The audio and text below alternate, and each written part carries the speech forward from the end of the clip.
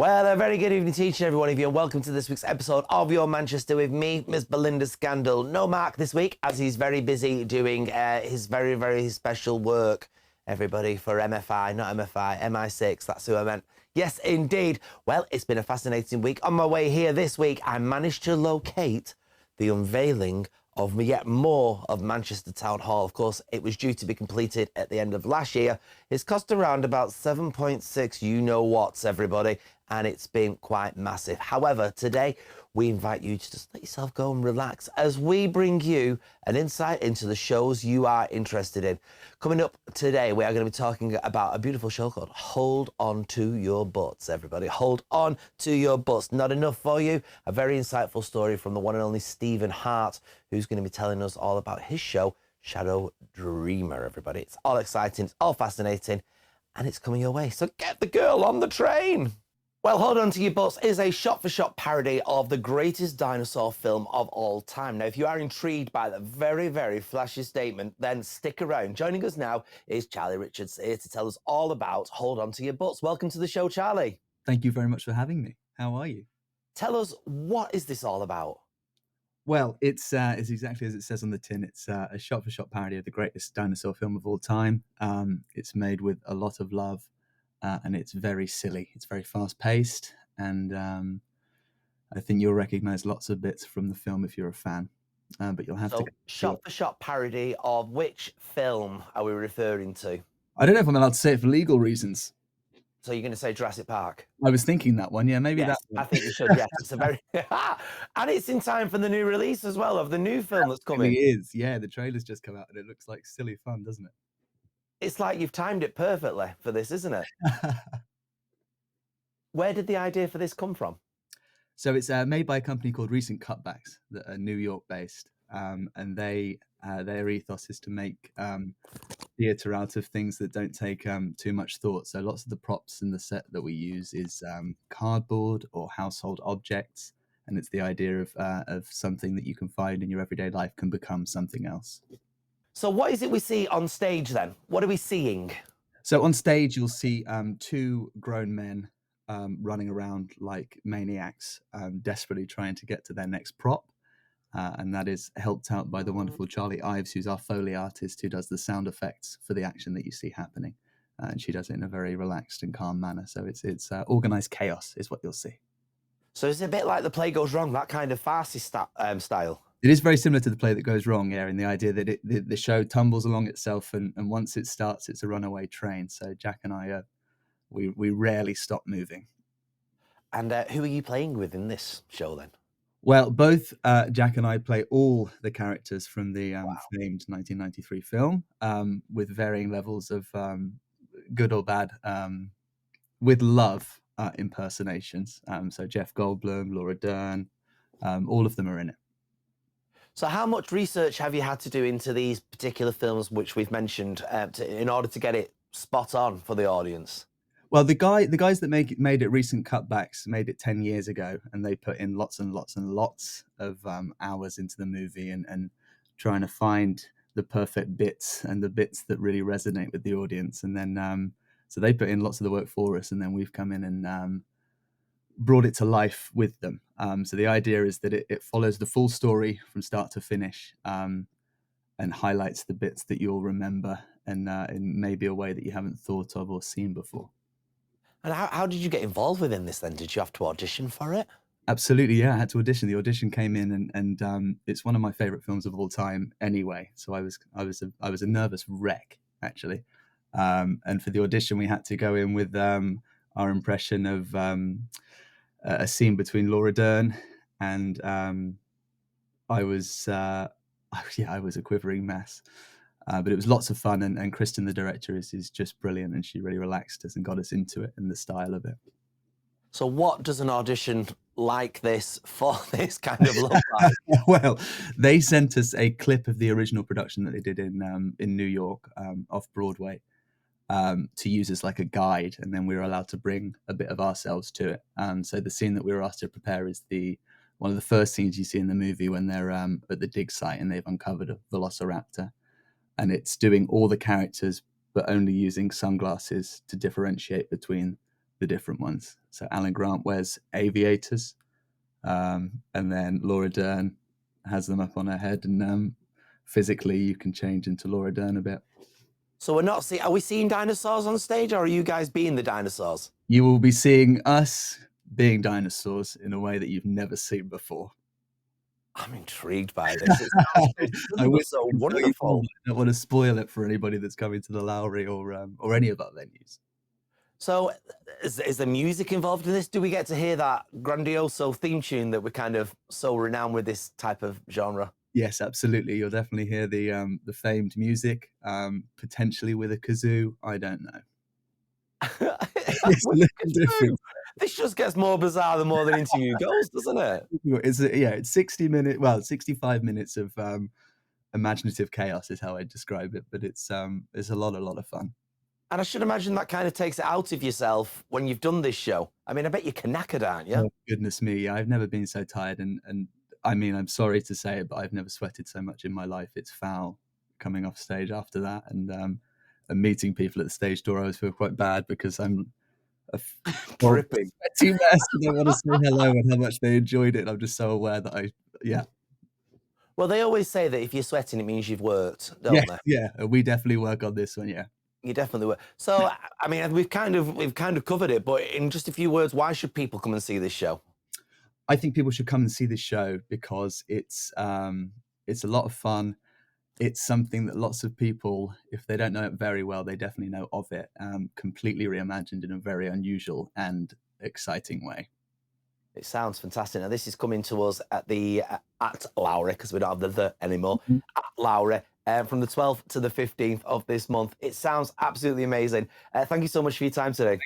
Nice to meet you. Thank you for having me. Thank you very much. Well, Girl on the Train, everybody, is a fantastic book that's sold over 20 million copies worldwide. Now it's been turned into a wonderful stage show.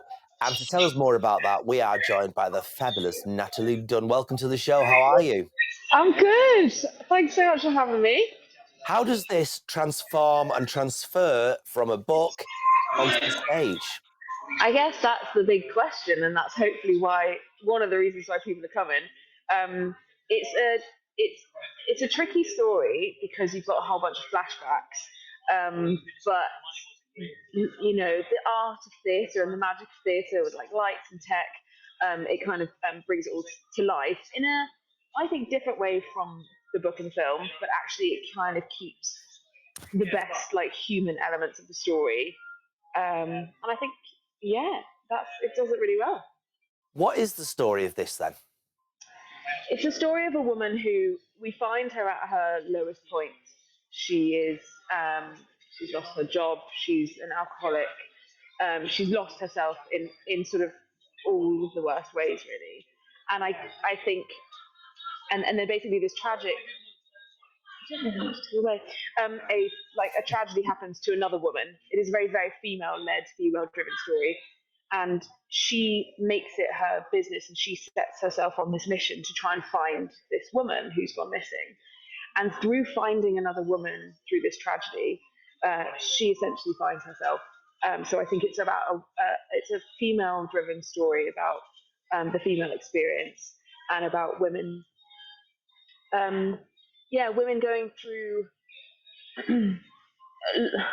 a lot of like the oppressive things that happens to us in like Western society, but coming out the other end. And some of them come out greater, and unfortunately some of them don't. So it's staying true to real life, but also giving people hope.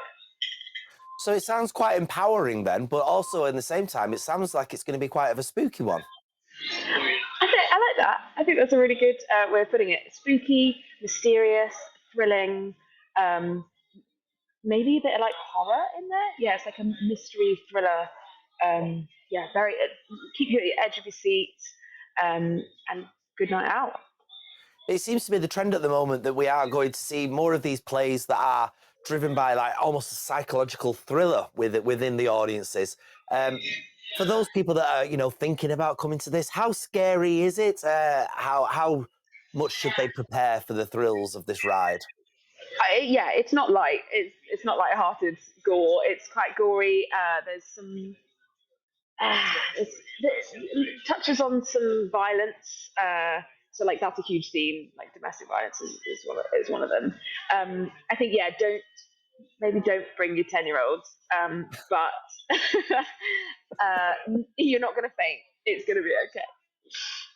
And why do you think it's been so successful first as a well in an all encapsulating version, you know, as a book and now as a stage show? Why do you think it's been so successful?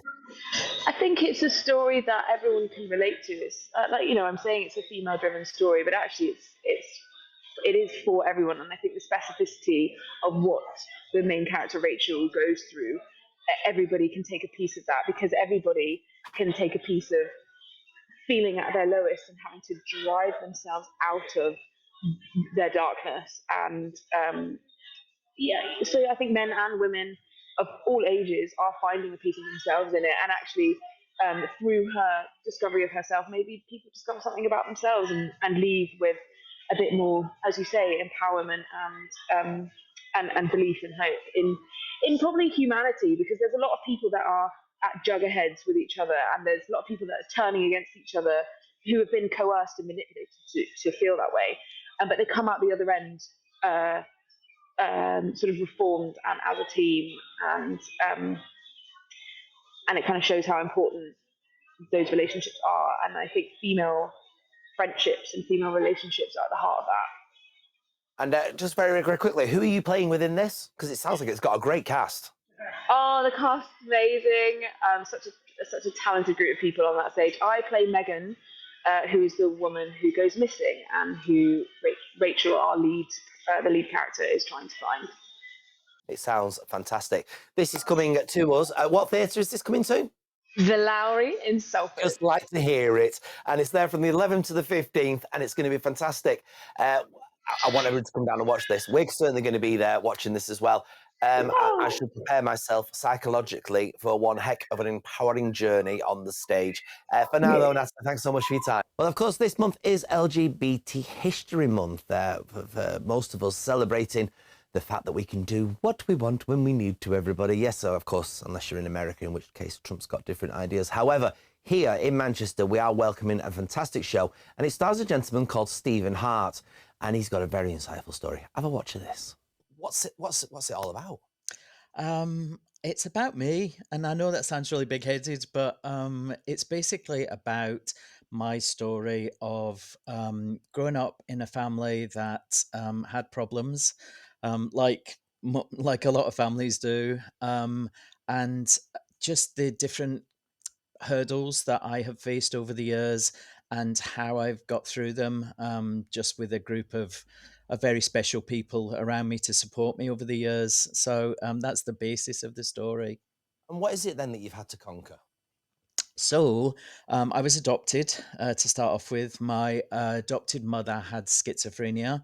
So growing up as a kid with somebody who has multiple personalities was interesting. And then I became homeless at 15. I had to go into the system, which was always a journey. But at the same time, I got to succeed in some things that just always seemed like dreams to me as a kid. Working in the West End in London was always something that I wanted to do and never thought could happen, but it did. So yeah, so it's a compilation of my trials, my tribulations, all that kind of thing. And how important do you feel it is to take what's happened to you and express it on a stage to other people? Well, I was always brought up in under the belief, don't tell anyone, never tell anyone. It was a constant theme that was used throughout my childhood, and for various different things. But I think it's really important because it seems to open the door for conversation. It's been great the amount of people that I've had tell me their stories and share their stories with me. So it's a real conversation starter. So I think that that's why it is important. And of course, you do a lot of work with the Terence Higgins Trust as well, don't you? I mean, tell us a little bit about them. So I became HIV positive in 2006, and for me at that time, it was the end of the world. I I grew up during Section 28, so obviously there was no teaching or training at school about being a gay kid and the things that I might face. So I decided to use my story, um, living with HIV, and work with the Terence Higgins Trust as a Positive Voices speaker. So I go into schools, I go into businesses, and just talk about what HIV is now rather than what it was when we were growing up. And of course, one of the other things that you are quite passionate about is stamping out spiking. For those people who don't know what that's all about, could you perhaps tell us a little bit more? Yeah, so my HIV diagnosis actually came after having my drink spiked in a club many well 18 years ago. And I didn't know anything about spiking. I knew that it was something that happened to women because, again, that's what I'd learned from the media. And I didn't realize that it could happen to someone like me.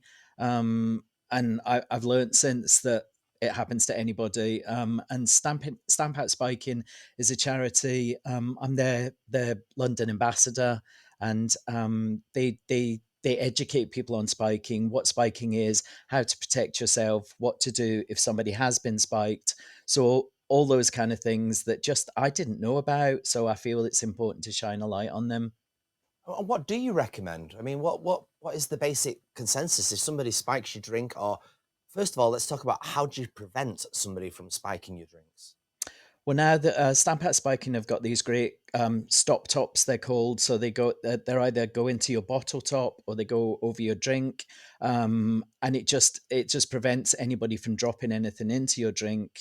And I think that the advice I would give is just be aware of your friends. It's great to be aware of your own drink and things like that, which is important. But also be aware of your friends, because if you know your friends and you know that they suddenly seem to have got very drunk, or they're suddenly not making sense, or it can be a warning sign that something has been slipped into their drink. So it's about being aware of ourselves, but also being aware of the people around us. Now, your performances are garnering a lot of attention, particularly since you've been doing this show, which I believe was in 2009. Is that correct? Yes, New York, 2009 to 2010, so 14 years ago. And Brooklyn, their college down there, they've took a lot of interest in the show, haven't they? Yeah, so Brooklyn College they sponsored me to work with them for 3 months. They gave me a theatre space in as long as I uh, did my show for all their students, which was a great experience because it was. There's always a Q&A after each show, and the conversation and the questions and things were really important. So Brooklyn College they were the first supporters of Shadow Dreamer, and even to this day, I'm still in touch with. They were kids then, obviously now they're grown up and they've got careers, but they still keep in touch, saying what an experience it was for them to see the show and hear somebody telling their story as openly as I did. Well, Shadow Dreamer is coming to 53.2 on the 20th and 21st of this month. It's going to be fantastic. In just a few words, why should people spend their hard-earned cash coming to see this particular performance? I think it's I think it's an experience because I think it's very rare that you we see people standing up, being open, honest, and completely true with their stories, the good and the bad. And I think it's a great way for conversations to be started. It's a great way for you to maybe see that there's a way of telling your story, because so many of us are told be quiet, sit in the corner, and this show kind of turns that on its head and allows you to see that it is okay to tell your story if you want to do so. Well, we're looking forward to hearing your story. Like we say, 20th and 21st of February over at 53.2. For now, though, Stephen Hart, thanks so much for your time. Thank you. So there we go, everybody. So much for you to get your teeth into within the theatre world this week. We've got loads for you next week, including a very beautiful interview with the one and only Sue Pollard of Heidi High fame. That's going to be on the show next week. Mark's back next week as well, so make sure you're sticking around. Check out the podcast on Sunday, available from 7:30 on all audio platforms. Other than that, everybody, thanks for watching this week's episode of Your Manchester. Ta-ra!